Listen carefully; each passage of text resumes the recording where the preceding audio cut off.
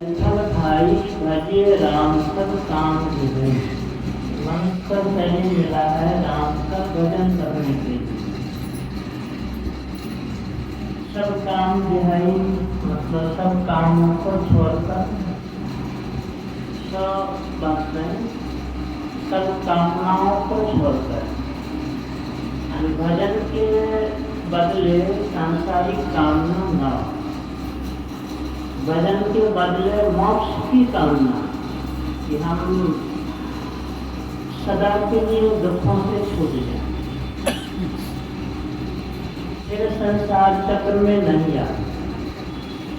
इसके लिए भजन होना चाहिए, न कि सांसारिक इच्छा की पूर्ति के लिए।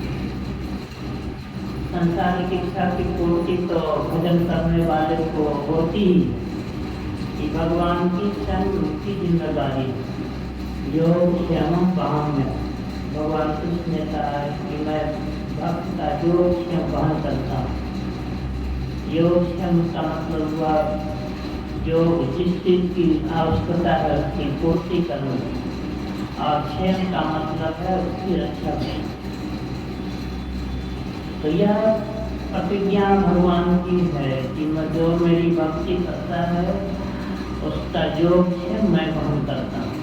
क्या उसको आवश्यकता है उसकी पूर्ति करता और उसकी रक्षा भी करता। तो इसके लिए भगवान की भक्ति हमको नहीं करनी, भगवान को पाने के लिए भक्ति करनी। बस यही भक्ति का लक्ष्य होना चाहिए।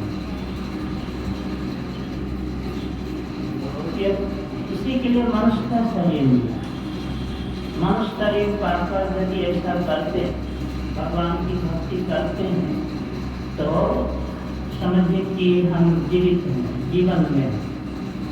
और भगवान की भक्ति नहीं करते हैं तो हम जीवित नहीं हैं, जीवन में नहीं हैं, मृतक बचे हैं, मरे हुए। केवल सांस ले रहे हैं, चल बोल रहे हैं, लेकिन जीवन नहीं है। जिन हरि भक्ति हृदय नहीं आनी, जीवत सर्व समान से प्राणी। शिव जी कहते हैं कि वह उसका जीवन मृतक बस। अरे भजन भी गाते हैं आप लोग,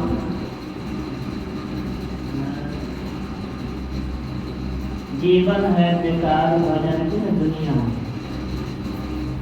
जीवन है बेकार भजन की दुनिया, ऐसी बात है। तो इन सब प्रश्नों से हम लोगों को सीख लेनी चाहिए कि मन शरीर पाकर भगवान की भक्ति करें।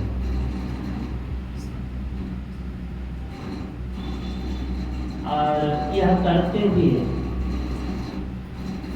शरीर छूट गया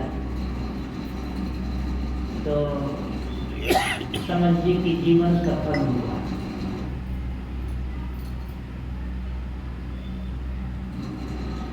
उसके मृत्यु सफल हुई।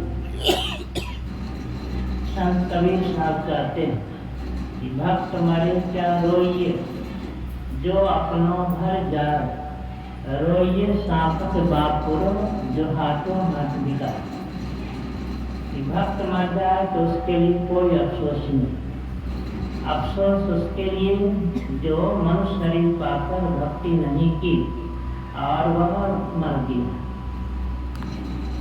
उसके लिए अफसोस क्यों?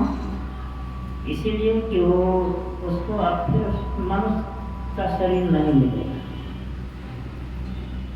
मनुष्य का शरीर दिया गया था भजन करने के लिए, भक्ति करने के लिए, सो नहीं किया और मर गया, तो अब उसको मनुष्य की देह नहीं मिलेगी।